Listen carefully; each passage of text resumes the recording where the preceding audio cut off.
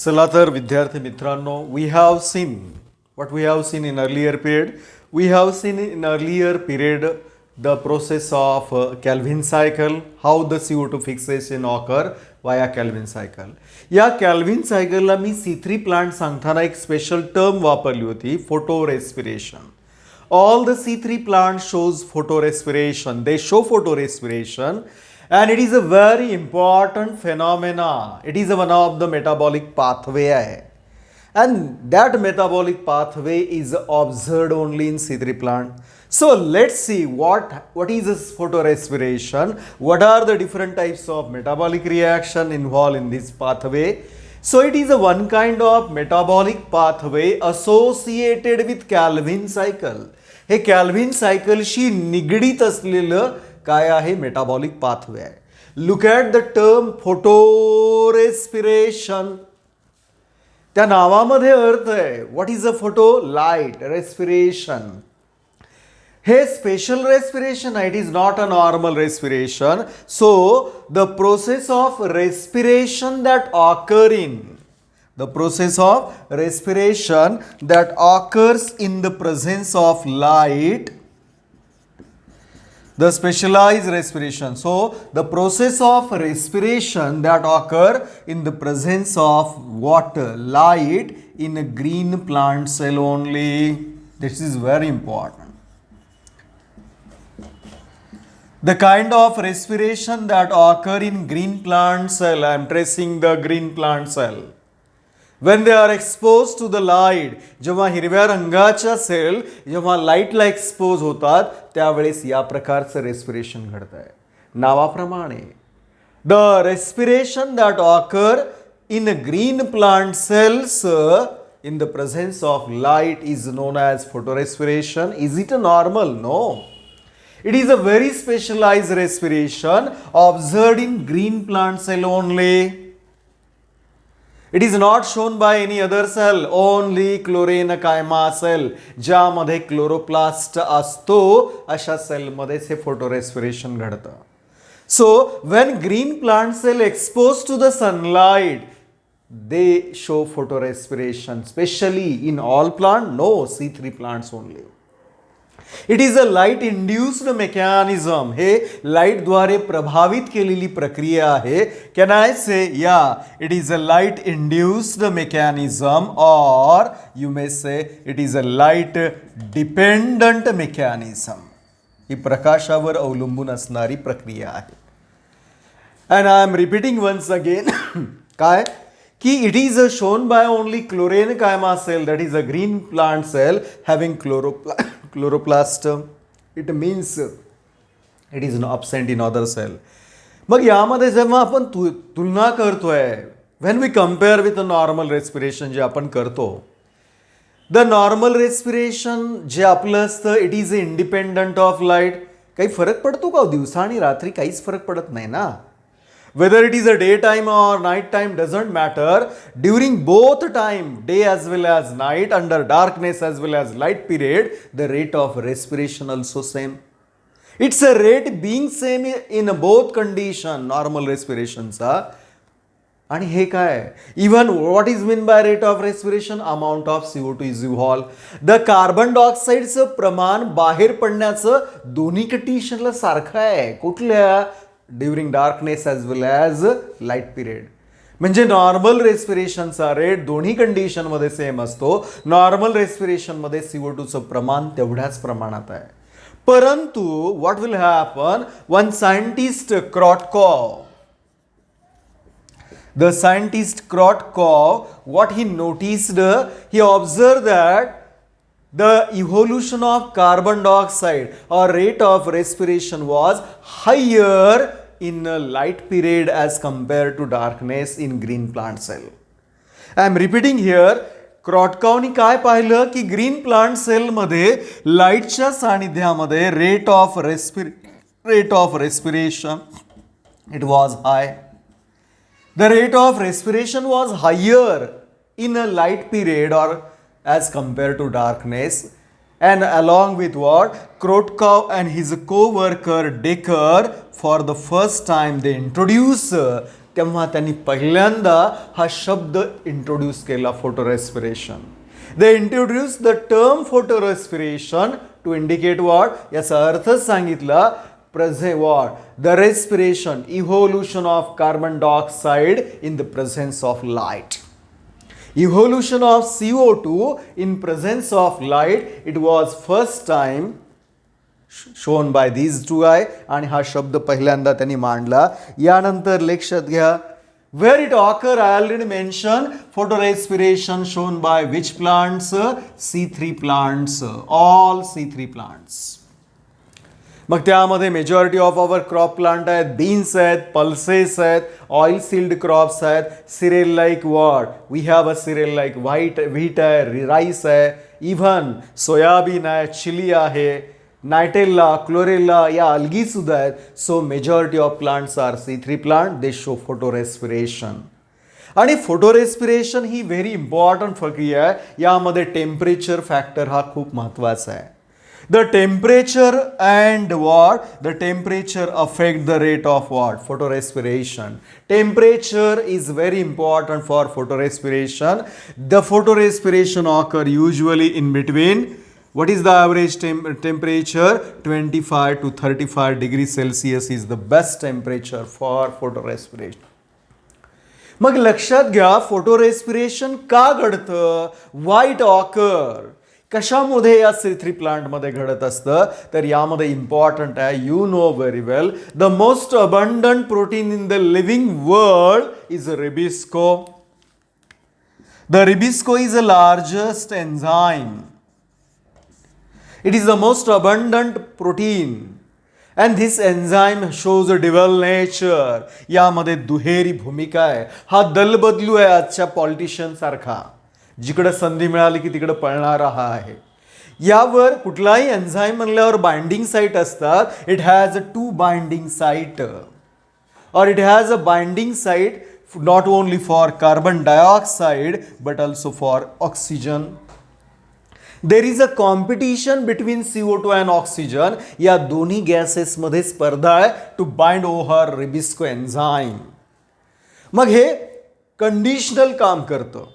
मी आधीच म्हणालो होतो, rubisco require more than 50 ppm CO2 concentration for work as a carboxylase enzyme. So लक्षात घ्या, रिबिस्को हा दलबदलू आहे. रिबिस्को हॅज अ बाइंडिंग साईट ज्यामध्ये कॉम्पिटिशन आहे, ज्यासाठी बाइंड होण्याकरता कॉम्पिटिशन आहे. There is a competition between carbon dioxide and oxygen. At low CO2 concentration, जेव्हा याचं प्रमाण कमी होतं त्यावेळेस काय होतं, आणि जेव्हा ऑक्सिजनचं प्रमाण हाय आहे, at high temperature, high intensity of light and low CO2 concentration, जेव्हा CO2चं प्रमाण कमी आहे, टेम्परेचर वाढलेलं आहे, इंटेन्सिटी जास्त आहे, म्हणजेच O2 कॉन्सन्ट्रेशन जास्त आहे, अशा वेळेस rubisco instead of fixation of carbon dioxide तो CO2ला स्वीकारत नाही. कुणाला स्वीकारतोय बघा? ऑक्सिजनला. It instead of what? Fixation of carbon dioxide, it combines or what? It combines with oxygen and become RUDP, oxygenase enzyme. तो होता काय हो? कार्बोक्सिलेज होता ना. CO2 ला कंबाईन केलं तर कार्बोक्सिलेज एन्झाईम. आता दल बदलला हो, दुसऱ्या पार्टीत गेला. केव्हा? कंडिशन सांगतोय, at high temperature, at high intensity of light, low CO2 concentration, जेव्हा CO2चं प्रमाण कमी असतं म्हणजेच कुणाचं जास्त आहे? ऑक्सिजनचं जास्त आहे. अशा वेळेस rubisco enzyme functions as, it serve as RUDP, oxygenase enzyme. Instead of fixation of CO2, it combines with oxygen and brings about oxidation of RUDP. त्या RUDPचंच विघटन करून आणतो and there is a decrease in yield of photosynthesis. त्यामुळे उत्पादन क्षमता 25% कमी होणार आहे. त्या पाहायचं आपल्याला या चार्ट मार्फत. I have shown the diagrammatic representation. Look at the diagram, look at this representation. I hope you are getting. हे कुणाचा खेळ आहे? फक्त रिबिस्कोचा आहे. आणि रिबिस्को हा काम करतोय concentration of CO2 and O2 च्या रेशोवर. याचं प्रमाण जास्त तर कार्बॉक्सिलेज, याचं प्रमाण जास्त तर ऑक्सिजनेज म्हणून काम करतो. इथं कार्बॉक्सिलेशन घडून आणतो, इथं रिडक या ठिकाणी ऑक्सिडेशन ऑफ RUDP घडून आणतो. So this is very important one. And look at here, it is the only metabolic pathway in your syllabus that require 3 different cell organelles. हे 3 वेगवेगळ्या सेल ऑर्गनेल मध्ये घडतं. मी पुन्हा म्हणतोय, photorespiration occurs only green plant cell, that is chlorenchyma, chloroplast containing cells of plant only and exposed to light. C3 plant त्यांचं example आहे and it require how many? 3 cell organelle. If we study the mechanism, याला ग्लायकोलेट metabolism सुद्धा म्हणतात. The mechanism of this one is also commonly known as glycolate. का? यामधला ग्लायकोलेट हा main substrate आहे. आणि याशिवाय सेरीन अँड ग्लायसिन हे 2 वेगवेगळे अमायनो ॲसिड हे इंटरमिडिएट कंपाऊंड असतात यामध्ये. मग प्रश्न आहे पुन्हा, फोटो रेस्पिरेशन घडत असताना सर्वात इम्पॉर्टंट काय आहे? कुठल्या वेळेस घडेल, कधी घडतं? तर आत्ता म्हणल्याप्रमाणे the photo respiration occur in C3 plant van during mid day, at the time of mid day, जेव्हा सूर्य मध्यान्वर आलेला आहे, मिड डे आहे 12 o'clockच्या नंतर. What will happen? At that time there is a high intensity of light. Temperature high झालेलं असतं, intensity of light आहे. Stomata are partially closed. Stomata partially बंद आहेत. यामुळे काय होतं? इंटरनल CO2 कॉन्सन्ट्रेशन, प्लानामधला CO2चं कॉन्सन्ट्रेशन फॉल डाऊन होतं आणि ऑक्सिजन तिथं तर प्रोडक्ट तयार होतो ना लाईट रिॲक्शनचा, वाढतंय. The level of CO2 falls and level of oxygen rises so that ribisco now functions as RUDP oxygenase and it brings about, तो काय घडून आणतो? Oxidation, breakdown of RUDP instead of carboxylation. CO2 ला fix न करता तो oxygen सोबत combine होतोय आणि या RUDPचं विघटन घडून आणतोय. आणि यामध्ये नंबर ऑफ रिॲक्शन इन्व्हॉल्व असतात. There are number of reaction. So let start once again. How many cell organelle? This is a number 1 chloroplast. Peroxisome, this is a double membrane bound cell organelle found in green plant cell only. Peroxisome single membrane bound cell organelle आहे ज्यामध्ये कॅटलेज and पेरॉक्सिडेज enzyme common असतात. The powerhouse of cell and site of respiration, that is a mitochondria. So let's start number of reaction. Very simple one. हा chart लक्षात ठेवा, सगळं उत्तर तुम्हाला पाहायला मिळेल. यामध्ये सर्वात पहिल्यांदा काय झालेलं आहे? रिबिस्को ॲट हाय O2 कॉन्सन्ट्रेशन, ऑक्सिजनचं प्रमाण वाढल्यावर हा ऑक्सिजनेज म्हणून काम करतो instead of carboxylase. And the first thing it happen in chloroplast, हा कोण आहे? 5 कार्बन कंटेनिंग काय? RUDP आहे. जो CO2 ॲक्सेप्टर होता, आता तो याचं विघटन घडलं. Oxygen, it is oxidised.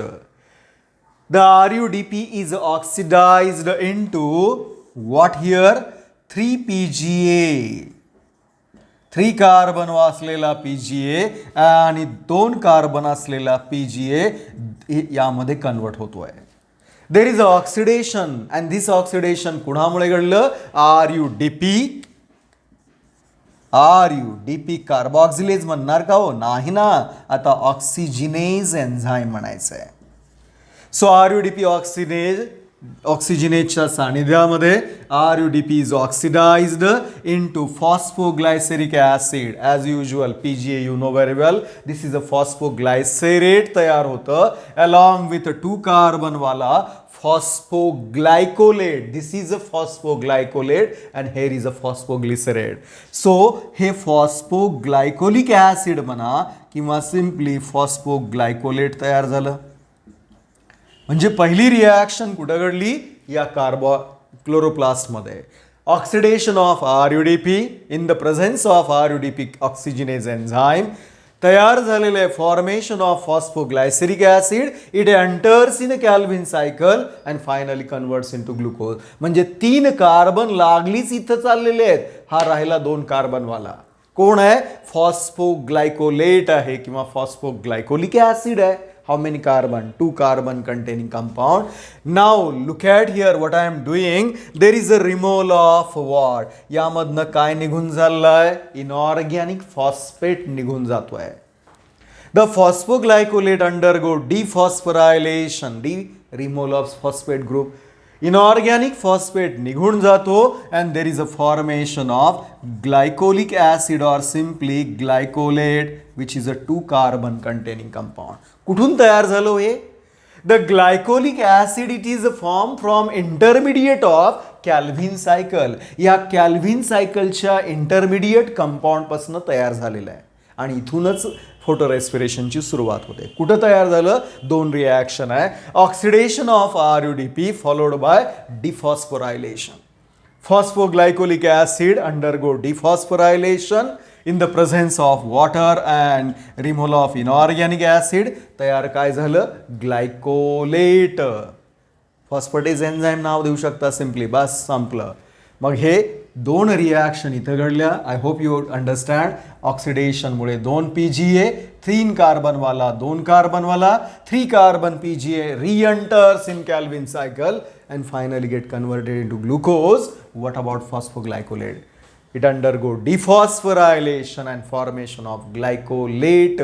It is a glycolic acid.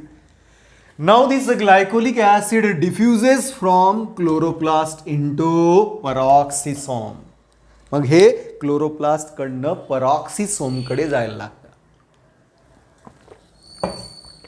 It enters in a peroxisome and where it undergo some reaction.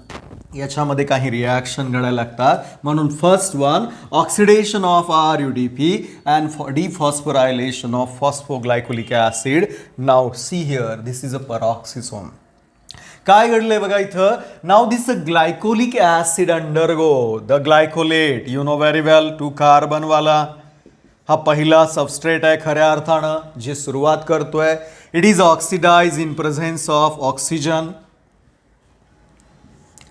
हा ऑक्सिडाइज झाला. What happen? There is a formation of glyoxylic acid और glyoxylate. It is a 2 carbon वाला compound once again. फक्त फरक काय? Simply look at the reaction. Glycolic acid undergo oxidation and formation of glyoxylate. This reaction, what is the substrate? The substrate is a glycolic acid. Nature of reaction आहे glycoxylate. म्हणून एन्झाईमचं नाव काय लिहिणार? The name of enzyme is glycolate oxidase enzyme.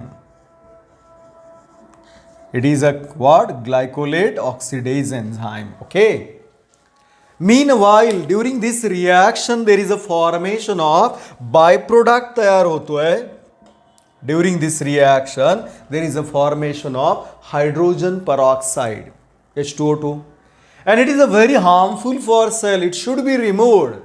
जर ते ठेवलं तर सेलला harmful असेल यासाठी याला रिमूव्ह केलं जातं. The hydrogen peroxide is removed into water and oxygen with the help of enzyme. कारण हे पेरॉक्सिसोम आहे ज्यामध्ये एक एन्झाईम असतो. त्याचं नाव आहे कॅटलेज एन्झाईम. फक्त ॲडिशनल माहिती म्हणून.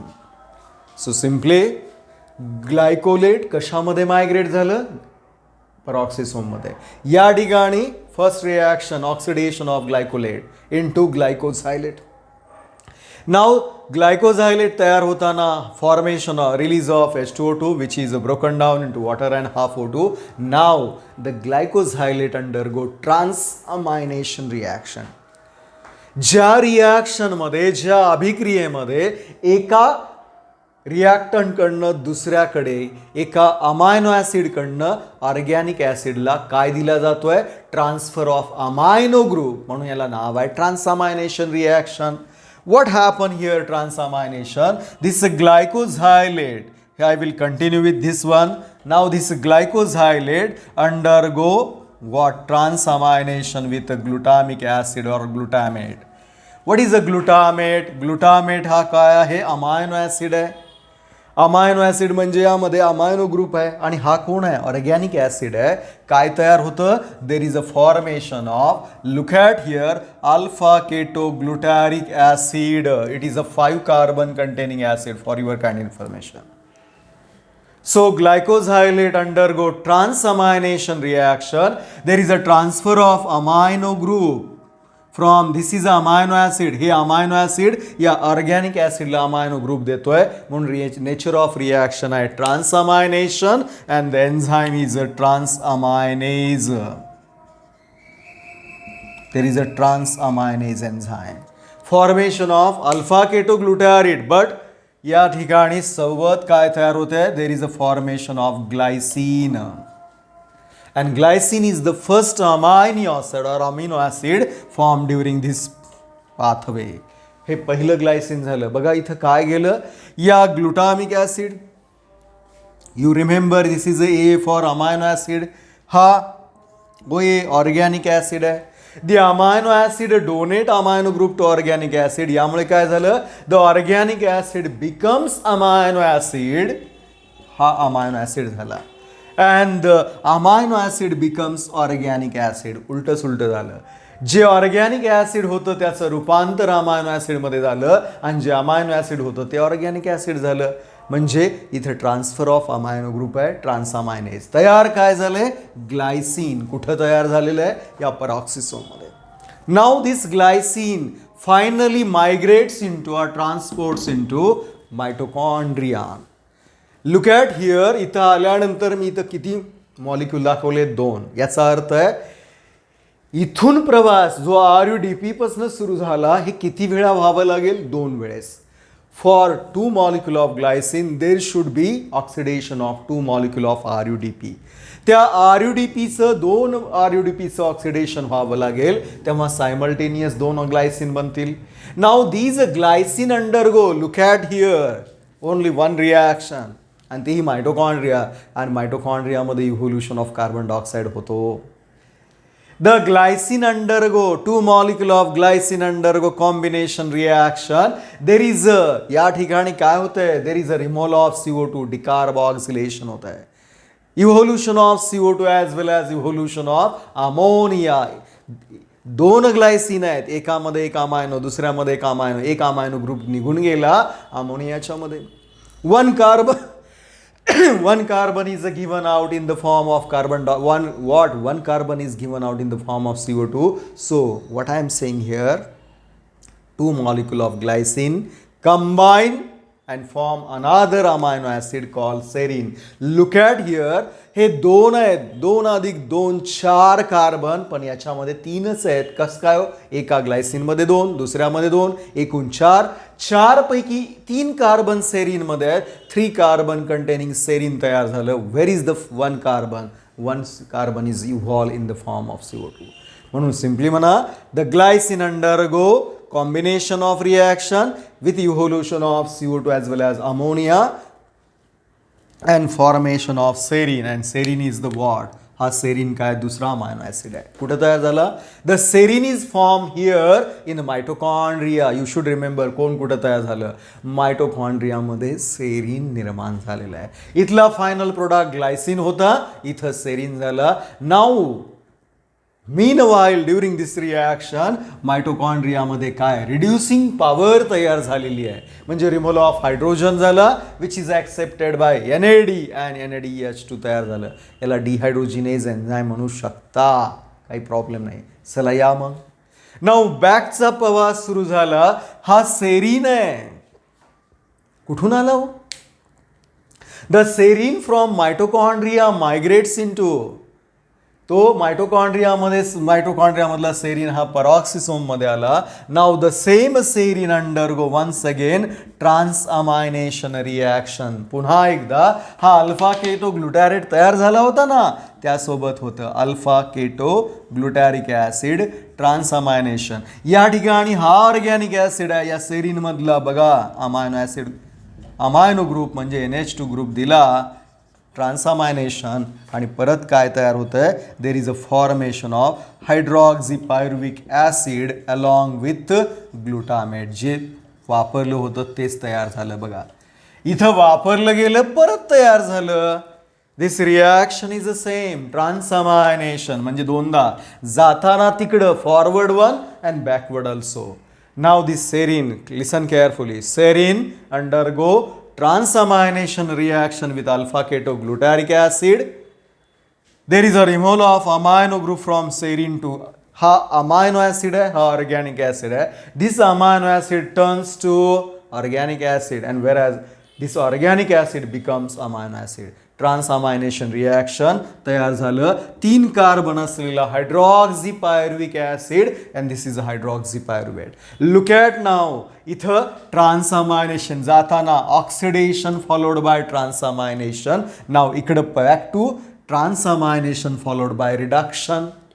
नाव दी हायड्रॉक्झी पायरुवेट, जो हायड्रॉक्झी पायरुविक ॲसिड आहे किंवा simply hydroxy pyruvate, a 3 carbon compound और organic acid, it undergo reduction with the help of, इथं NADH2 झाले होते तेच वापरले गेले. It undergo reduction with the help of NADH2 and formation of glycerate और ग्लायसेरिक ॲसिड. ग्लिसरेट तयार झालं, अ 3 carbon along with NAD what, परत एकदा NAD तयार होतोय. Very simple reaction, removal of hydrogen, there is oxidation, the removal of hydrogen, reducing power NADH2 आहे, यामधनं hydrogen बाहेर पडला, ज्यामध्ये ॲड होतो म्हणून ह्याला रिडक्शन म्हणा. The hydroxy pyruvate undergo reduction with the help of NADH2 and there is a formation of glycerate. Hydroxy pyruvate पासून glyceric acid तयार झालं and along with NAD. This reaction is catalyzed by enzyme. Substrate कोण आहे हो? हा आहे. Nature of reaction reduction आहे, म्हणून एन्झाईमचं नाव काय असेल? Hydroxy pyruvate reductase enzyme. जी आहे तेच लिहायचं आहे. नेचर ऑफ रिॲक्शन या ठिकाणी कोणती आहे?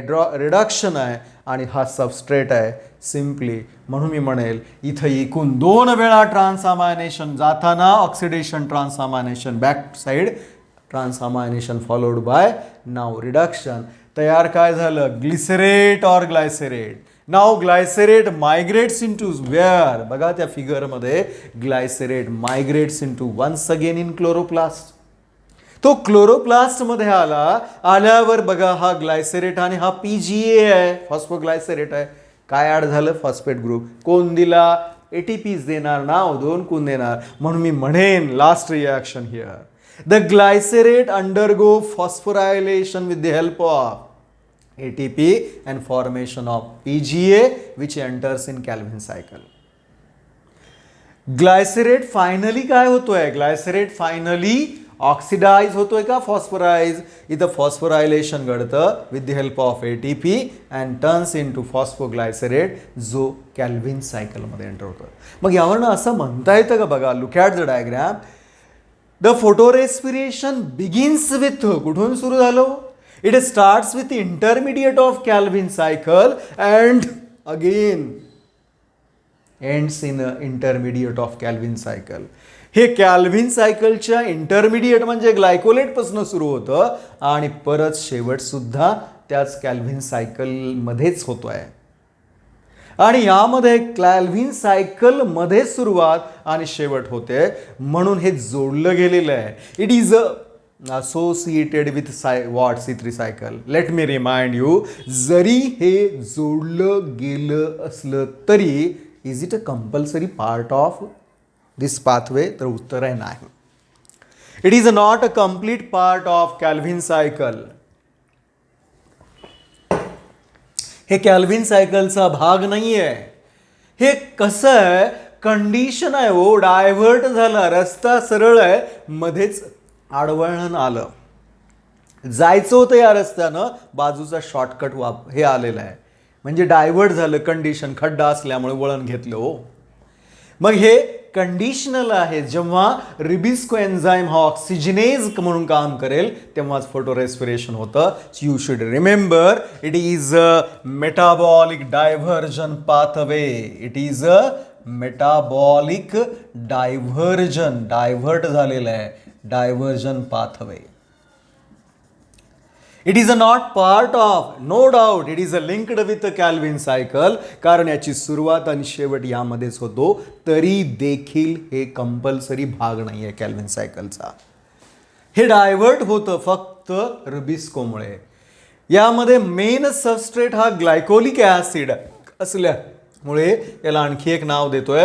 It is also known as glycolate metabolism.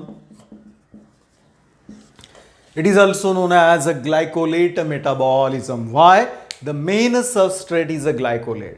Look at the glycolate, glycosylate and glycine, all of them having 2 carbon atom. Hence, photorespiration is also called C2 pathway or C2 cycle.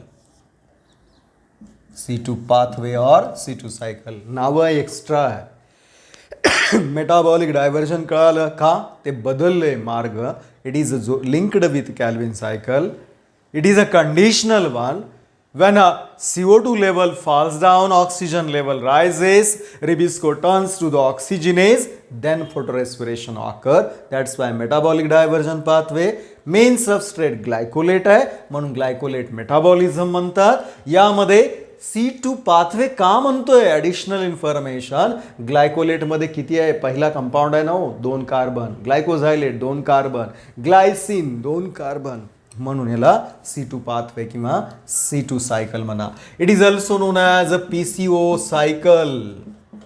पूर्वीच्या काळी ते टेलिफोनचे booth होते त्याला PCO म्हणायचे, आता ते नाही म्हणत मी. जसं आपण काल याच्या अगोदर कॅल्व्हिन सायकलला PCR सायकल म्हणालो. फोटोसिंथेटिक रिडक्शन सायकल, तिथं कार्बन डायऑक्साईडचं रिडक्शन होतं, इथं रिडक्शनच्या ऐवजी ऑक्सिडेशन होत आहे. मग तुम्ही म्हणू शकता काय नाव आहे? Photosynthetic carbon oxidation cycle. यावर बऱ्याच वेळा क्वेश्चन सुद्धा आलेला आहे. The photorespiration is also termed as और called as photosynthetic carbon oxidation cycle. त्याला रिडक्शन सायकल, याला ऑक्सिडेशन सायकल असं म्हणतात. आणि यामधले सर्वात important here 3 cell organelle, main substrate glycolate, 2 amino acid, first glycine followed by serine, एक 3 कार्बनवाला सेरीन आणि एक 2 कार्बनवाला. आणि या 3 सेल ऑर्गनेलमधनं हे घडतं. आता राहिला प्रश्न लक्षात घ्या. फोटोरेस्पिरेशन is a harmful process for C3 plant. Y? Because they prevent the plant to achieve the maximum yield. हे त्या वनस्पतींना रोखतायत, जास्तीत जास्त उत्पादन करण्यापासून रोखणारी प्रक्रिया आहे, म्हणून याला हार्मफुल प्रक्रिया असं म्हणतात. Why? Look at the here. After the oxidation of RUDP, हा 5 कार्बनवाला RUDP आहे, त्यापैकी तिथं पहा after oxidation 75% of carbon recovered. याच्यामधले 75 कार्बन ऑफ कार्बन रिकवर्ड झाले, परंतु 25% of carbon is lost in the form of CO2. How? हे लक्षात येत नाही. बघा, हे RUDP याचे 3 आणि हा 2 वाला इकडे गेला, 3 आला. दुसरा मॉलिक्यूल इथं किती ग्लायसिन लागले? 2. एका ग्लायसिन हा 2 कार्बनवाला, 2 ग्लायसिनचे किती कार्बन? 4. 4 साठी 100 आहेत का? 4 मधले 3 इकडे सेरीन मार्फत परत कॅल्व्हिन सायकलला येऊन मिळाले. 3 मिळाले, 1 राहिला. 4 साठी 100%, तिघांसाठी 75 ना हो. 75% ऑफ कार्बन रिकवर्ड झाला, पण 1 कार्बन निघून गेला. म्हणजे किती टक्के? 25% of yield decreased in the form of loss of 1 carbon in the form of CO2. हे आहे गणित. आणि photorespiration prevent the plant from achieving maximum yield, आणि हे conditional pathway I am tracing again. So what are the highlights of photorespiration? या photorespiration माहिती असणं खूप चांगली आहे. एक सर्वात इम्पॉर्टंट, यामध्ये 3 सेल ऑर्गनेल आहेत, हे सगळ्यात इम्पॉर्टंट आहे. दुसरं highlight, it always occur in green plant cell when expose to light only, in a presence of लाईटच, आणि ग्रीन प्लांट सेलमध्ये घडतं. हे दुसरं हायलाइट आहे. इट स्टार्ट्स विथ ग्लायकोलेट, तिसरं हायलाइट आहे. फॉर्मेशन ऑफ अमायनो ॲसिड, हे इम्पॉर्टंट पॉईंट आहे. There is a formation of 2 amino acid, glycine plus serine, आणि हे दोन्हीही they are a forerunner, they are a precursor, starting molecule आहेत. They are utilise for the synthesis of protein molecule, chlorophyll molecule, nucleotide. हे molecule किंवा biomolecule बनण्यासाठी हे amino acid वापरले जाऊ शकतात ना. आणि सर्वात महत्त्वाचं या ठिकाणी पहा, hydroxy pyruvate is reduce to ग्लायसेरेट. आणि ह्याच्या रिडक्शनसाठी NADH2 लागला ना, हा कुठून आला? एक्स्ट्रा आहे, हा इथून आला मायटोकॉन्ड्रियामधनं. मग याचा अर्थ असा आहे, the excess of NADH2 is utilise for the reduction of hydroxy pyruvate into glycerate. Hydroxy पायरुवेटचं ग्लायसेरेटमध्ये कन्वर्ट करताना तो NADH2 वापरला जातो. Reducing power, hydrogen donor. The knowledge of photorespiration has great importance in plant breeding program. जे plant breeders आहेत त्यांच्यासाठी हे नॉलेज इम्पॉर्टंट आहे. How? By manipulating, by regulating photorespiration, they will develop new variety lacking photorespiration. New high yielding variety त्या निर्माण करता येतील by regulating photorespiration. फोटोरेस्पिरेशनला रेग्युलेट करून नवीन व्हरायटी निर्माण करता येऊ शकतात. हे याचा आणखी एक महत्त्वाचा ॲडव्हान्टेज असेल. And what is hair? फोटोरेस्पिरेशन सर्वात, जरी हे या C3 प्लांटला थोडासा उत्पादन क्षमता कमी करण्यासाठी प्रभावित करत असले तरी सर्वात इम्पॉर्टंट आहे, at high intensity of light and temperature they gives protection to the C3 plant. त्या टेम्परेचरचा इफेक्ट कमी करणारं हे एक प्रोटेक्शन म्हणून काम करतं. म्हणून सिग्निफिकन्समध्ये मी हायलाइट्स म्हणेल. Number 1, formation of amino acid glycine and serine, जे स्टार्टिंग मॉलिक्यूल म्हणून वापरले जातात. दुसरं आहे, it's knowledge is important in plant breeder program. Why plant breeding program? New varieties can be generated by regulating photorespiration. Next one, it gives protection to C3 plant. It avoids the damage under high intensity of light and temperature. And excess amount of NADH2 जो मायटोकॉन्ड्रियामध्ये झाला हा इथं वापरला गेला. म्हणून पराक्सिसोम, chloroplast आणि mitochondria. Mitochondria involve only one reaction, what? Glycine to serine with evolution of CO2 and ammonia. Here what? Oxidation followed by transamination and transamination followed by reduction. Ether oxidation and phosphorylation. Ether dephosphorylation. Very simple one. You should remember very, आणि हे नावं सगळी लक्षात ठेवा.